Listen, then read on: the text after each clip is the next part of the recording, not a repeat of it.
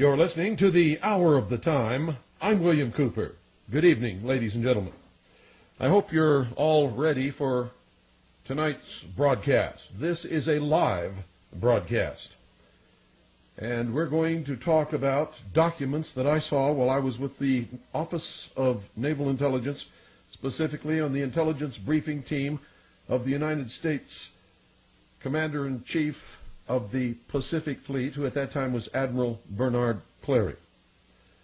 These documents outlined the coming formation of a one-world socialist government.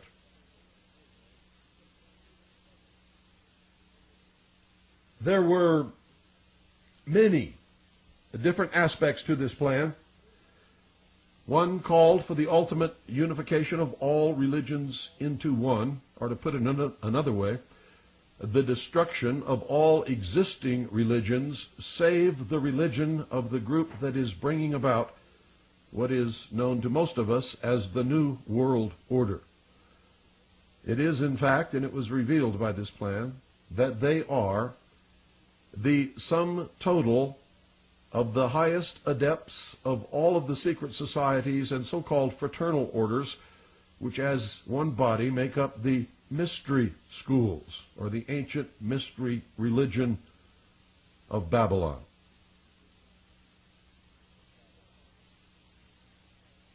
This plan called for the creation of an external, artificial, and I stress that word artificial, threat to this earth. The entire ufology movement, ladies and gentlemen, is a creation meant to bring that about. Don't go away. I'll be back in just a couple of minutes, and we will continue. Yes, ladies and gentlemen, there is a plan to bring about a new world order, and a lot of the things that you see happening in the world today are a direct result of action taken to complete that plan.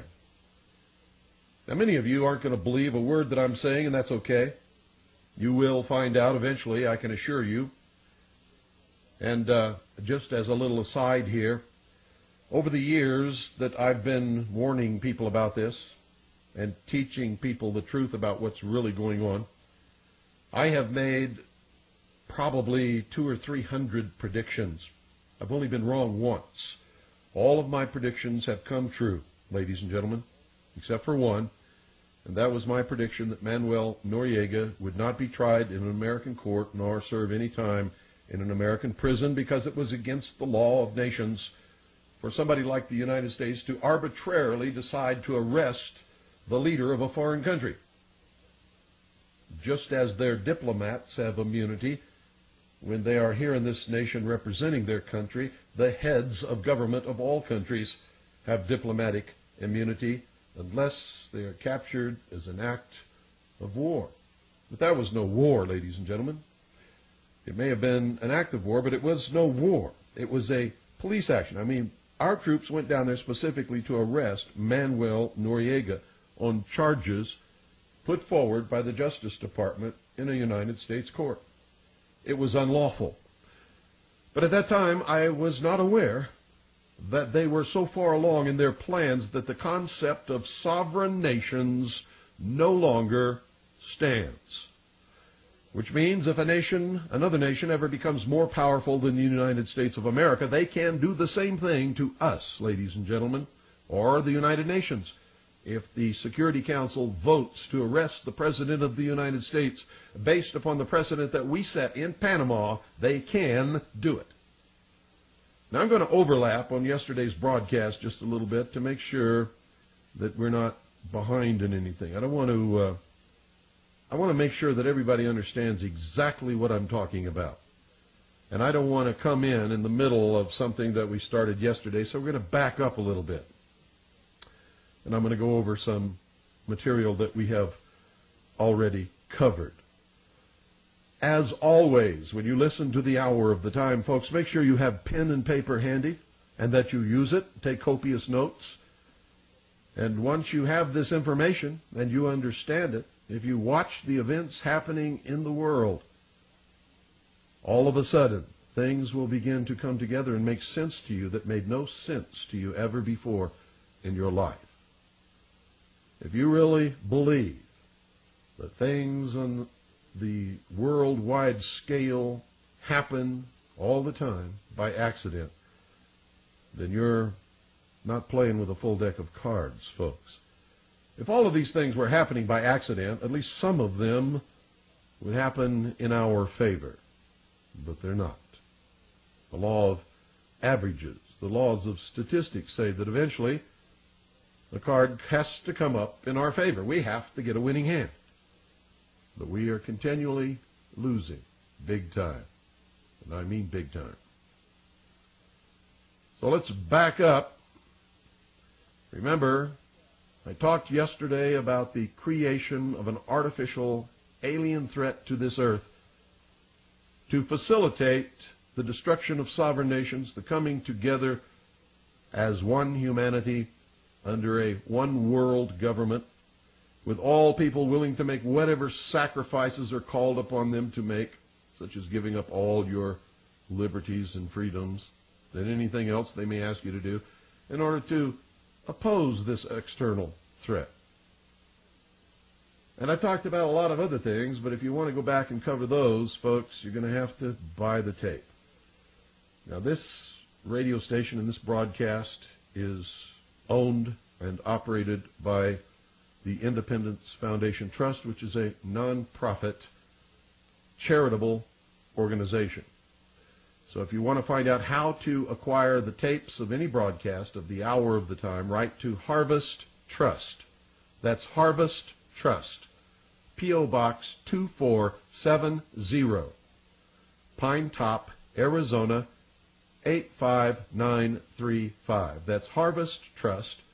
P.O. Box 2470, Pine Top, Arizona 85935.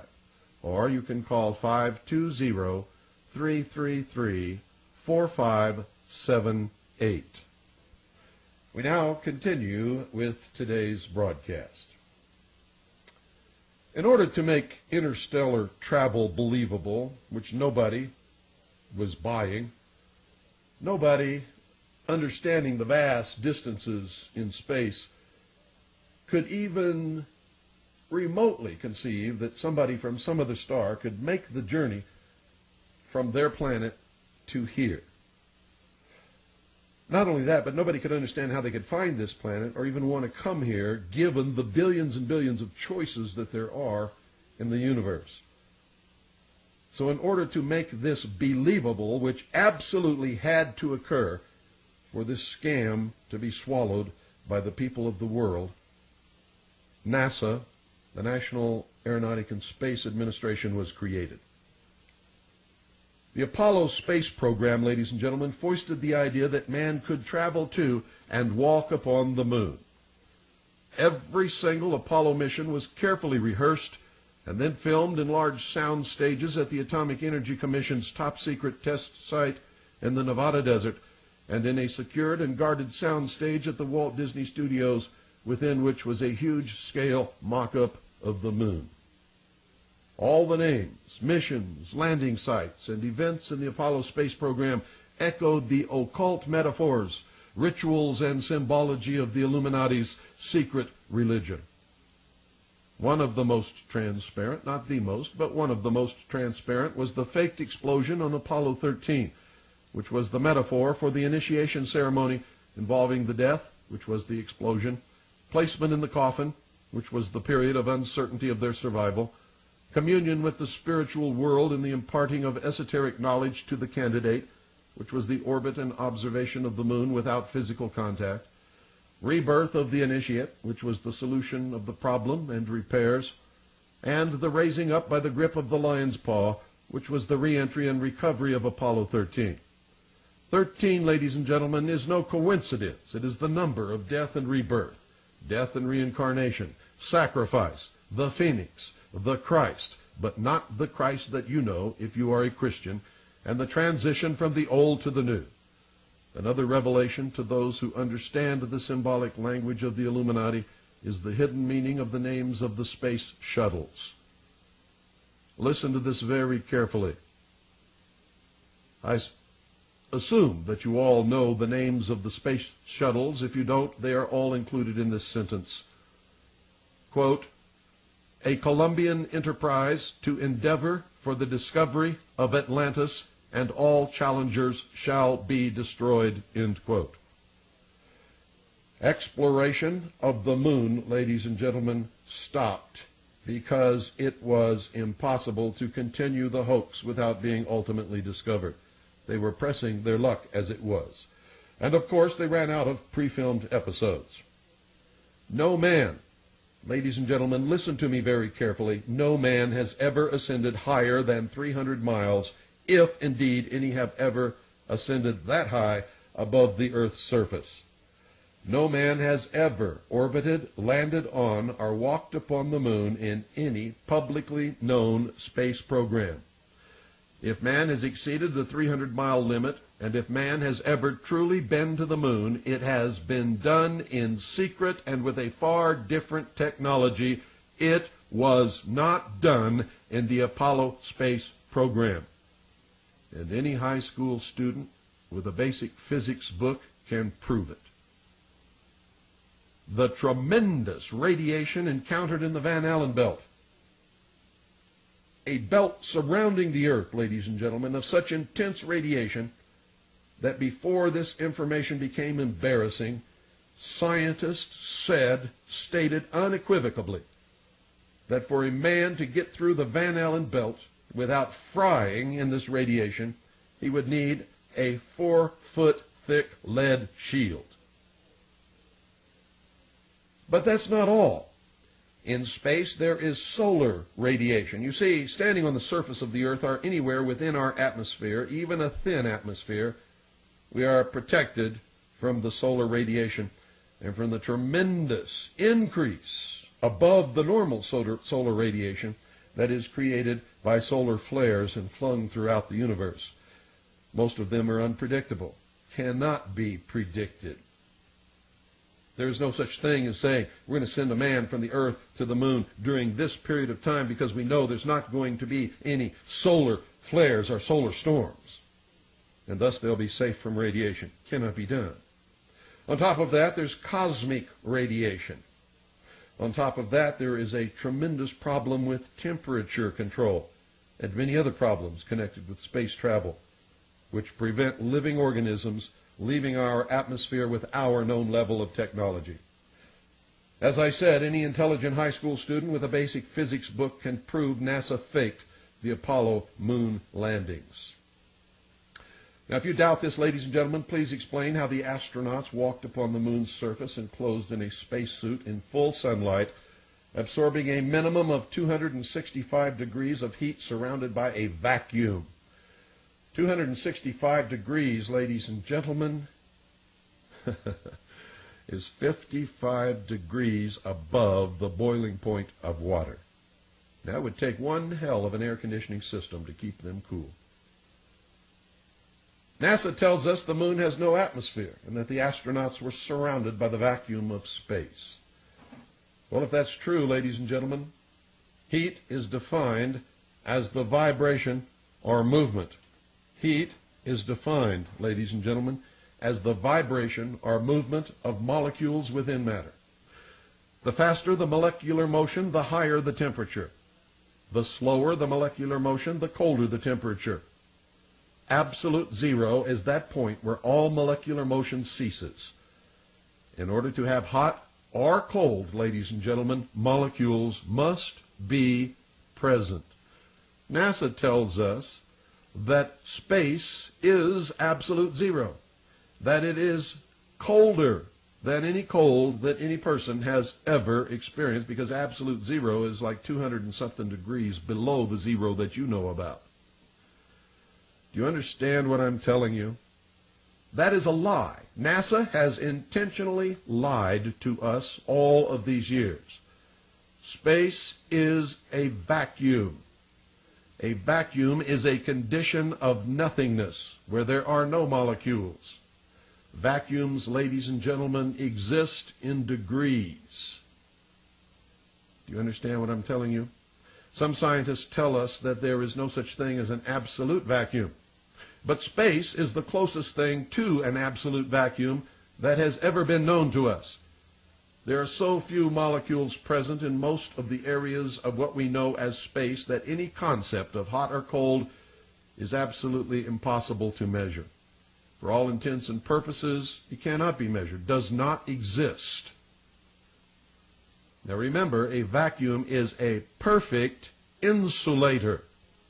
That's why a thermos bottle or a vacuum bottle is used by all of you to store your hot or cold liquids in order to maintain the temperatures for the longest time possible without reheating or recooling. Same thing in space, ladies and gentlemen. Space is a perfect insulator. It is not cold.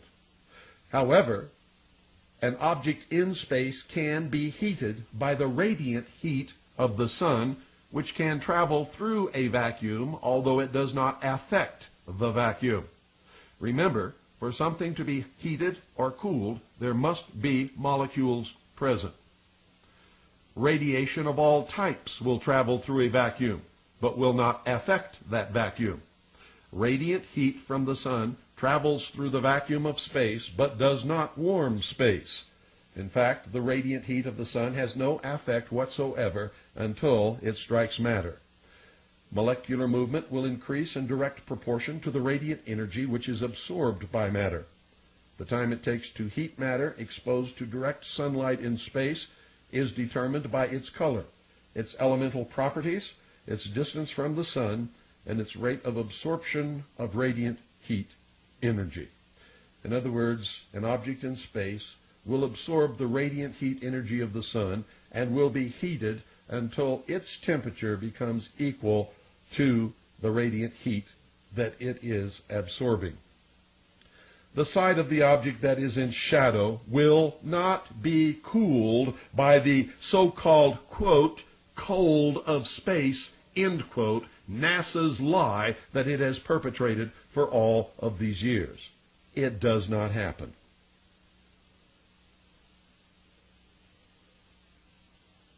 Heat will spread through any object, through contact of molecule against molecule, until the heat of the object all over the object has become equal, ladies and gentlemen.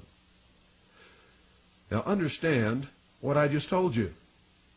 Objects which are heated cannot be cooled by space.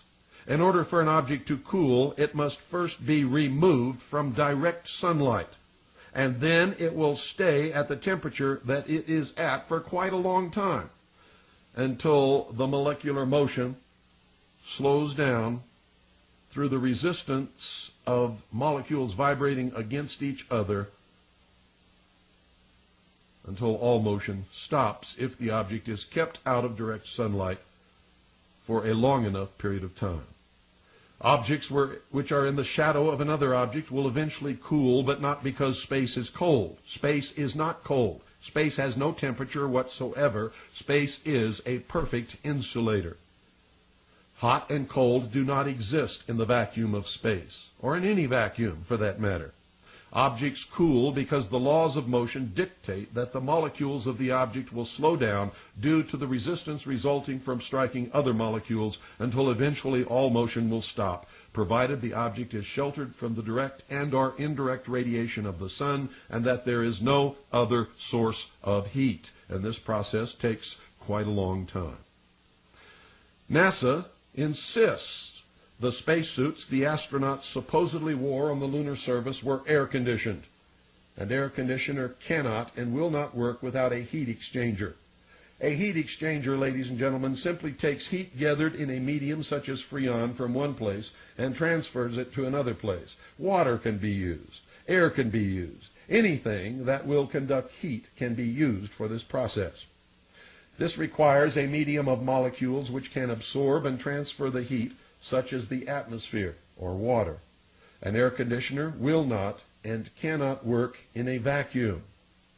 NASA, in fact, says that their air conditioning works by a system of tubes which carry water all around the body, all throughout the spacesuit, and to a heat exchanger, which is cooled by ejecting water onto coils which freeze because of the cold of space, and then the water on the coils absorbs the heat from the water in the coils and then evaporates into space. Does not happen, ladies and gentlemen. It is another lie. Such a system might work in the atmosphere of the Earth, but it will not work in the vacuum of space. In fact, if you look at the videotapes, the good videotapes of the astronauts walking around in their spacesuits, you will see no tubes of heat exchangers of any kind and no ice formed on their backpacks anywhere at any time. Which means if such a heat exchanger exists, it must exist underneath the backpack, and there must be an opening there so that the ice can have contact with the vacuum of space. When you watch the astronauts bend over, you will see that there is no opening on the bottom of their backpack. NASA has lied to us again. There is no heat exchanger. There is no way that the spacesuits can be cooled surrounded by a vacuum in space, ladies and gentlemen. Not only that, but even if they had a heat exchanger that was hidden in the backpack and was somehow open to the vacuum of space so that ice could evaporate, NASA has proved themselves a liar through their own words by stating that they have found ice in the shadowed portions of craters that are never lit by the light of the sun. Ice that has been there for millions, maybe billions of years. So NASA themselves have told us that ice will not evaporate into the vacuum of space. NASA has lied once again. An air conditioner will not and cannot work in a vacuum. A spacesuit surrounded by a vacuum cannot transfer heat from the inside of the suit to any other place. The vacuum, remember, is a perfect insulator. A man would roast in his suit like a hot dog in such a circumstance. The same laws of physics apply to any vehicle traveling through space. How did they cool the vehicle? Traveling through space, ladies and gentlemen. Thank you, honey. My little daughter just got home and brought something in to show to me. The same laws of physics, ladies and gentlemen, apply to any vehicle traveling through space. NASA says they solved the problem of heat buildup in the space vehicle traveling from the Earth to the Moon, which you'll remember took several days, by slowly rotating the spacecraft so that as one side was heated, this is exactly what they tell us, as one side is heated, it slowly rotates into the shadow side where it is cooled by the sub-zero temperatures of space. Another lie. Remember, space is a vacuum. It is a perfect insulator. The only thing that NASA could accomplish by slowly rotating the vehicle as it traveled through space would be to roast the astronauts evenly all the way through from all sides, just like a hot dog or a turkey on a spit. Do you understand what I'm telling you? There is no way to cool that spacecraft traveling through space, and the way that NASA does it, or the way that NASA has told us that they did it, is a lie. It is a lie. Remember, they told us that the spacecraft is slowly rotating as it travels through space. And as one side is heated to the tremendous temperatures caused by the radiant heat of the sun, it slowly rotates into the shadow side. It's always rotating, so it doesn't stay there very long. But NASA claims that it was cooled by the sub-zero temperatures of space. It is a lie. If the spacecraft was cooled by the sub-zero temperatures of space, why isn't your coffee cooled in the sub-zero temperatures of the vacuum that surrounds your coffee in a vacuum bottle? Because there is no temperature in a vacuum. And that's exactly what keeps your coffee hot, ladies and gentlemen. NASA has lied to us. NASA and the Apollo space program is one of the biggest hoaxes ever perpetrated. And this is just one of over 100 valid scientific reasons why NASA and the Apollo space program are two of the biggest lies ever foisted upon the unsuspecting and trusting people of the world. The head of NASA at the time of the Apollo space program, Mr. Kleindienst, was rewarded for his ability to hoodwink the world. He is now the Grand Commander of the Council of the 33rd Degree of the ancient and accepted Scottish rite of Freemasonry of the Southern Jurisdiction. In other words, he's the boss of almost all of the Freemasons in the world. All of the astronauts were Freemasons. All of them, ladies and gentlemen. There's a photograph in the House of the Temple in Washington, D.C. of Neil Armstrong on the moon's surface, supposedly. We know that he really was not there when this photograph was taken. In his spacesuit, holding his Masonic apron in front of his groin. The effect upon the people of the world was that if we could go to the moon, other creatures from other worlds could travel to our Earth, especially an advanced race of other creatures. The escalation of the artificial alien threat scenario since that time has been and continues to be extremely obvious. After hearing this broadcast, you should go back and watch Independence Day again and listen very carefully to all of the dialogue, especially that spoken by the President and some of the other leaders of the world. A result, ladies and gentlemen, of the Genome Project at Los Alamos National Laboratory, the recent success of cloning and advances in biochemistry will produce laboratory-created creatures that will ultimately be presented to the people of the world as extraterrestrial in origin.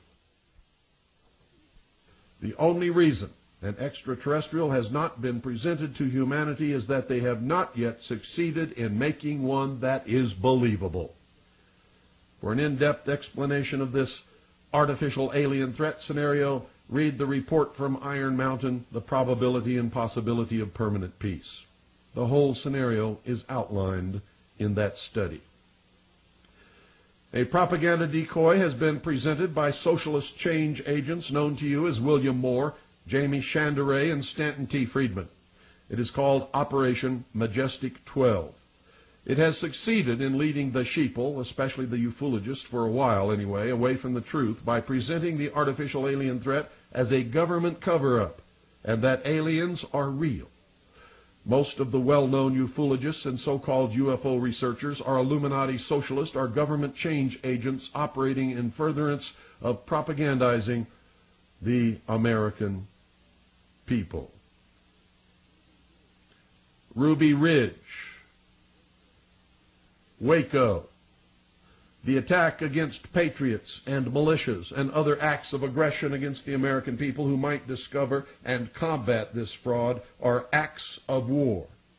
They are designed to demonize fundamentalist Christians, Jews, Muslims, members of the Mormon Church, other religious fundamentalist organizations, the lawful constitutional militia described in the statutes and the United States Code, and anyone else who might fight in defense of the Constitution and our liberty and freedom. These terrorist acts deliver a message to the American people and to the people of the world that any opposition to the new world supra-government will be met with overwhelming force and the complete genocide of the enemies of socialism.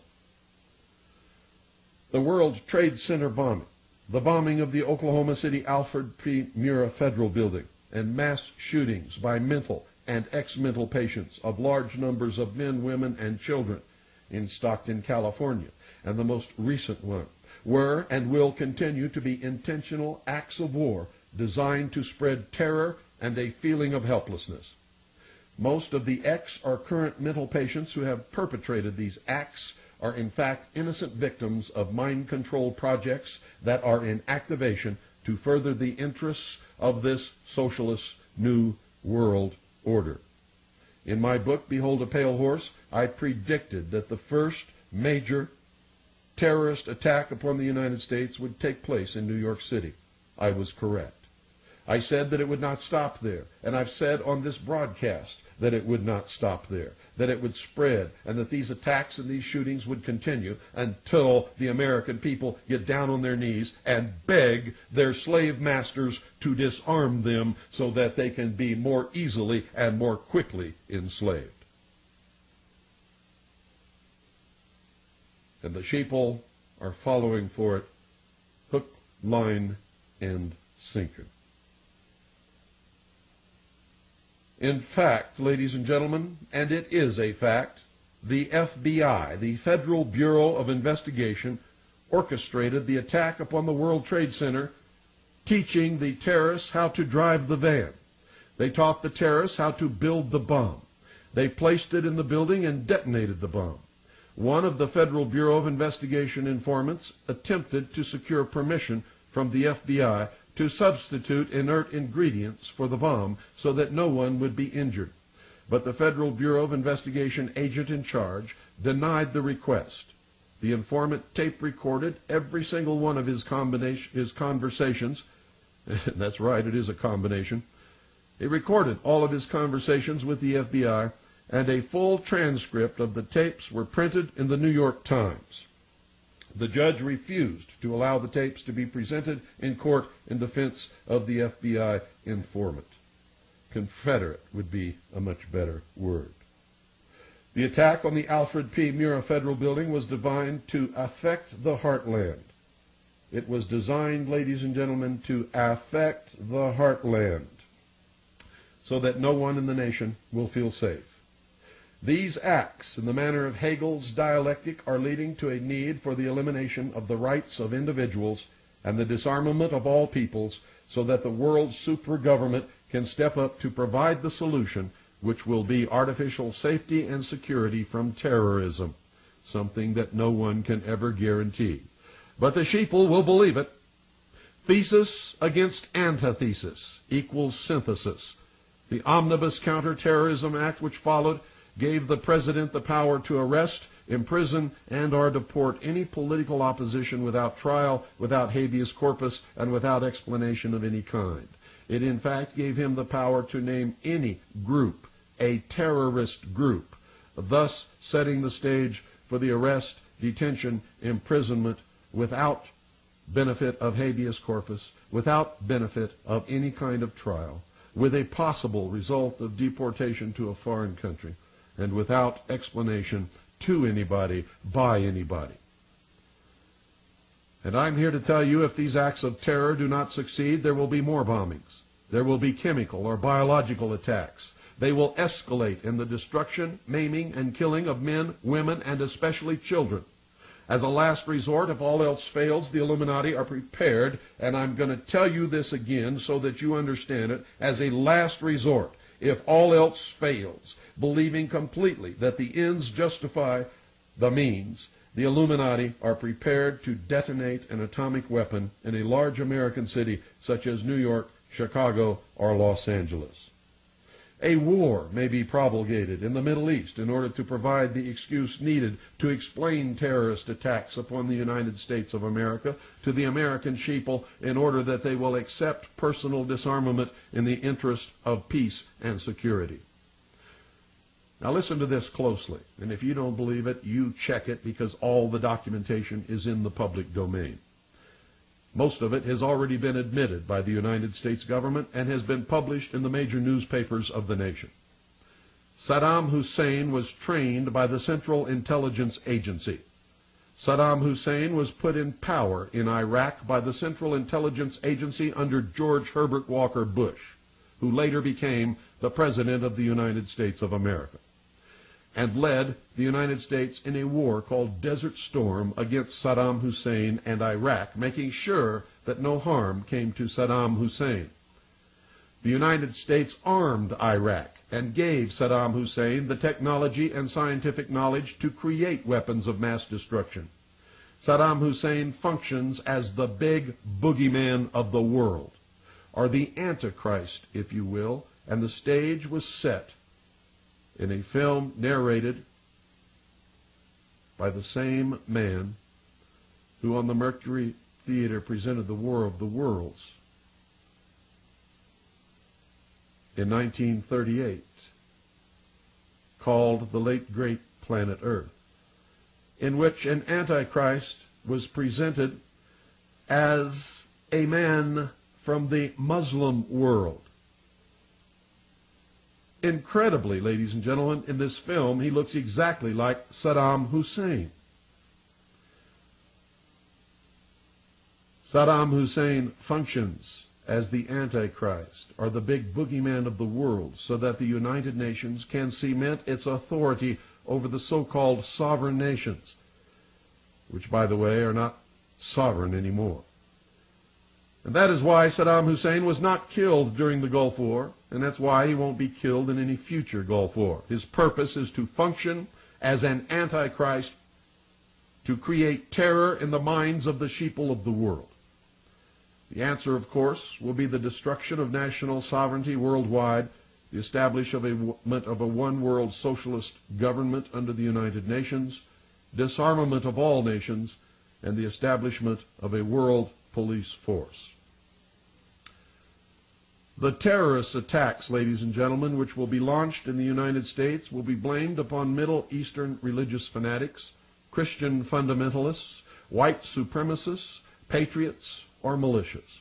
A more immediate result of these operations will be the increased use of military forces, weaponry, and equipment such as tanks and armored personnel carriers in civilian law enforcement. The suspension or elimination of habeas corpus, the elimination of jury trials, and the institution of martial law with show trials conducted by a tribunal of judges. When you continue to hear this constitutional republic referred to as a democracy, you must remember that V.I. Lenin, the founder of the Soviet Union, said, quote, "Democracy is indispensable to socialism," end quote. When you hear our military referred to as UN peacekeepers, remember that both Karl Marx and Lenin defined peace as, quote, "the elimination of all opposition to socialism," end quote. When you wonder where all this is taking us, remember that both Marx and Lenin stated that, quote, "the ultimate goal of socialism is communism," end quote. And if you think communism is dead, read Gorbachev's book, Perestroika, and he will tell you quite the opposite. And if you think the fall of the Soviet Union was the end of communism, read Golitsyn. And believe me when I tell you that the highest-ranking communist mole in the Central Intelligence Agency was James Jesus Angleton. The Turner Diaries, ladies and gentlemen, were actually written by the Central Intelligence Agency prior to 1972. The concept of leaderless resistance was promulgated to enable easy destruction of any resistance to the world super-government. Small, scattered units without a concerted tactical plan and a solid, reliable command structure will be defeated in a very short period of time. No such movement could ever effect the necessary political control to restore order and reinstitute government of any kind, even if they managed to win the war. Now let me say that again so that it sinks through some of the thick heads out there. The concept of leaderless resistance was promulgated to enable easy destruction of any resistance to the world super-government. The Turner Diaries also branded anyone who used such a tactic as racist terrorists. Small, scattered units without a concerted tactical plan and a solid, reliable command structure will be defeated in a very short period of time. No such movement could ever effect the necessary political control to restore order and reinstitute government of any kind, even if they managed to win the war. Many of the so-called patriot leaders, such as Lieutenant Colonel James Bogreitz, Mark Kornke, John Statmiller, Kurt Saxon, and many others are actually change agents of Illuminati socialism or the intelligence community. World War III is being fought now. It is being fought with information warfare using very sophisticated mind control techniques, propaganda, disinformation, intimidation, fear, and manipulation. It is, in fact, a usually quiet war being fought mostly with silent weapons.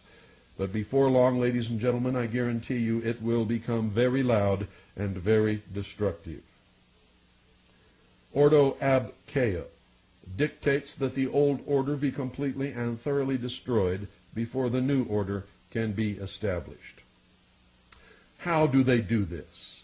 Well, many of you follow some of these change agents, believing that they're on your side, looking up to them as heroes, thinking that they're telling you the truth. But, ladies and gentlemen, nothing could be farther from the truth. One of the greatest Trojan horses ever presented to the American people has been Lieutenant Colonel James Bo Gritz. Now, this is written by Bo Gritz. Nothing is invented here. I'm going to read you a letter that he wrote in response to an editorial printed in the Hartford Advocate. This letter was written by Bo Gritz to the Hartford Advocate as a reply. And I'm only going to read you the portions of it that apply to this broadcast because it's a long, long letter. He says, quote, "The 17 October edition of the Hartford Advocate's Conspiracy of Hate was indeed just that, but devoid of fact.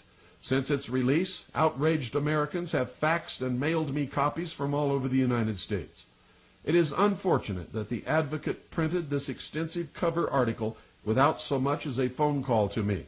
This was irresponsible and insupportable journalism, unless the purpose of the publication is to provide the public with fish wrap. The article cast me as a militia-leading, government-hating, anti-Semitic racist supporter of the Ku Klux Klan and neo-Nazis, all of which is a blatant lie. In accordance with United States Codes 10 and 32, which define the unorganized militia, let me say that again so that there's no mistake here, which define the unorganized militia as a regular, listen to me very carefully, he makes a confession here, as a regular United States Army officer on retainer with hip pocket orders, I cannot be a member of any militia. I neither belong to nor lead any such organization. Neither do I support fear of black helicopters, United Nations, or extraterrestrial invasions. I have steadfastly done everything in my power to dissuade anarchist militia activity and debunk people who advocate violence." Now, what's important there, ladies and gentlemen, is that he has been telling us for years that he resigned his commission as a regular United States Army officer. He lied. Here he admits he is a regular United States Army officer on retainer with hip pocket orders, which means, ladies and gentlemen, he is an undercover agent of the United States government. He has lied about his religion. To Pete Peters, he said he was a member of the Christian Identity Church. Do you know what that means, ladies and gentlemen? That's British Israelism. Those are the people who believe that they are the true Israel and that every other race is inferior to them and that they are destined to rule the world. Gritz goes on to say, quote, "I am a member of the Jewish Defense League's San Francisco chapter. I believe the fate of America is linked to Israel. For that reason, I am a long-time The Forward subscriber." Now, if you don't know what the Jewish Defense League is, ladies and gentlemen, it is a militant, racist arm of international Zionism. It is not a normal Jewish organization. Most Jews in this world are just like all other people. They don't know what the hell's going on any more than any of us ever did before we did our research or before, like me, got placed in a position where we discovered it and then spent many years researching to find out what it all meant. He says, quote, "I am a member of the Jewish Defense League San Francisco chapter," end quote. This is the same man who told the people in Sedona, Arizona, that he's tried all the different churches and never found one that he could believe in.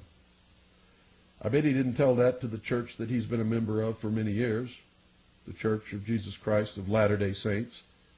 One day on his radio program, he even told everybody that he had left the Mormon Church, didn't want to be a member of it anymore, didn't believe in its religion, and then began on the radio talking about how he had sent his son for past life regression and how he believed in reincarnation and all of the New Age movement things. This is how he trolls for people to follow him. Whoever you are, he will be whatever you are in order to get you to follow him so that he can find out who you are and what you're doing and where you live, so that when all this comes down, anyone who would dare fight against the New World Order can be rounded up and imprisoned. And when the key is turned in the lock, it will be Lieutenant Colonel James Boegreitz who turns that key. If you read the letter, and you can find it on my webpage, harvest-trust.org, that's harvest-trust.org. When you read the letter to the editor, written by Lieutenant Colonel James Boegreitz, please note the admissions contained therein. He states that he became a cadet in 1953 and entered active Army service in 1957. He admits that he is now, at this time, as I speak, a regular United States Army officer on retainer with hip pocket orders. In other words, he is an undercover agent of the United States government. Yet he has claimed on many occasions that he resigned his commission. If he had resigned his commission, as he has claimed, why is he always in uniform and or pictured in uniform? You want to know? Because most of the sheeple are suckers for a uniform and a chest full of ribbons. Greitz is working for the Department of Defense and the United States government right now. He admits membership in the Jewish Defense League. He openly admits that he is a Zionist. He has claimed to be a Mormon, Christian identity, Christian, and during one memorable moment while lecturing in Sedona, Arizona, Greitz claimed to have tried all religions, but had never found one in which he could believe. There is nothing, folks, listen to me, there is absolutely nothing wrong with being in the military or with being a member of the Jewish Defense League. There is, however, a great deal wrong with lying to the American people. There is nothing wrong with being a member of the Mormon Church. There is nothing wrong with being a member of the Christian Identity Church. There is nothing wrong with being an atheist and saying that he's never found a religion that he can believe in, if that is true and if he's being honest with everybody. I believe in freedom, and we all have the freedom to belong to whatever organization or whatever church we want to belong to. And I have served in the military service of the United States of America, first in the Air Force and then in the Navy. So understand that I am not criticizing him for these things. What I am criticizing him for is lying to the American people, repeatedly lying over and over and over again, while all the time he is a paid undercover agent of the United States government, by his own admission. Now, Zionists believe they are a superior race, chosen by God to rule the world in a one-world government with the capital in Jerusalem.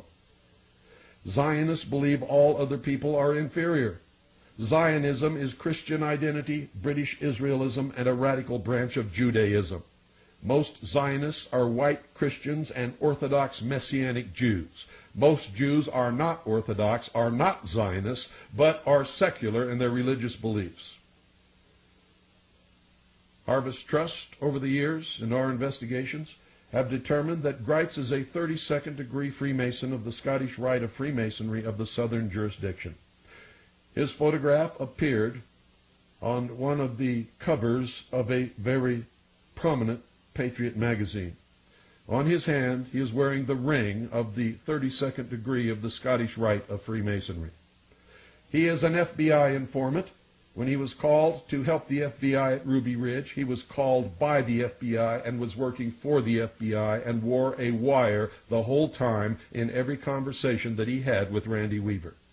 He is an active undercover agent for the Special Operations Group of the Department of Defense as an integral member of a project called Trojan Horse. Now remember, you heard all this from William Cooper years ago, and you're hearing it again because now we have it in his own words in a letter that he wrote, which we got off of his webpage. And just to make sure that we were doing the right thing, we got a copy from the newspaper which he wrote it to and who printed it on their editorial page. World War III is being fought now. It is being fought with information warfare, using very sophisticated mind control techniques, propaganda, disinformation, intimidation, fear, and manipulation. It is, in fact, a usually quiet war being fought mostly with silent weapons. But before long, it will become very loud and very destructive. Ordo ab chao is the motto of the higher degrees of this order, and it dictates that the old order be completely and thoroughly destroyed before the new order can be established. A one-world socialist government is the stated and avowed policy of the United States government. The United States created the United Nations. The United States State Department wrote the policy in the document known as State Department Publication 7277, which includes an introduction by President Truman, 33rd degree Freemason, which admits the United States government's world government policy. State Department Publication 7277 outlines the merger of the military of the United States with the military of the Eastern Bloc nations as a world peacekeeping force under the United Nations as the ultimate goal of the foreign policy of the United States of America. I didn't make any of this up, and everything that you have been told on yesterday's broadcast and today's broadcast is thoroughly documented. NATO is a part of the United Nations and was created under its auspices according to the United Nations Charter. The Warsaw Pact was a part of the United Nations and was created under its auspices according to the United Nations Charter. The Cold War was a scam which allowed both governments to levy large taxes which were used to develop the technology and experiment with techniques which will be combined to control the population of the world. The inclusion of Warsaw Pact nations as new members of NATO is the initial stage of Phase 2 of the merger of forces outlined in State Department Publication 7277, which will become the World Police Force under the United Nations. President Kennedy presented the plan to disarm the nations and people of the world to the United Nations. The United States planted the seed of an European Union, nurtured that idea, and has supported its formation. When the leader of the old Soviet Union banged his shoe on his desk at the United Nations and screamed, quote, "We do not have to invade the United States. We will destroy you from within," end quote, he was telling us the truth. The progression of accomplishments toward the completion of the plan to implement one world socialist totalitarian government is guided and controlled by the hierarchy of the Illuminati and the groups known as the Council on Foreign Relations, the Trilateral Commission, the Bilderberg Group, the Round Table Group, the Royal Institute of International Affairs, and many others, including the Illuminati in government and industry, who are members of the Supreme Council of the 33rd degree of the ancient and accepted Scottish Rite of Freemasonry of the southern and northern jurisdictions. The Supreme Council of the York Rite of Freemasonry, International Zionism, B'nai B'rith, the Grand Lodge of France, the Grand Lodge of England, the Order of the Golden Dawn, the Ordo Templi Orientalis, the Rosicruci, the Sovereign and Military Order of the Knights of Malta, the Knights Templar, the Jason Society, the Vatican, and many others, too numerous to list. See the occult and other links on our homepage. You will be amazed. It's harvest-trust.org on the internet. I will finish this tomorrow, ladies and gentlemen, because once again, we've run out of time. Good night, and God bless each and every one of you. And if I've scared you, good. It's about time somebody did.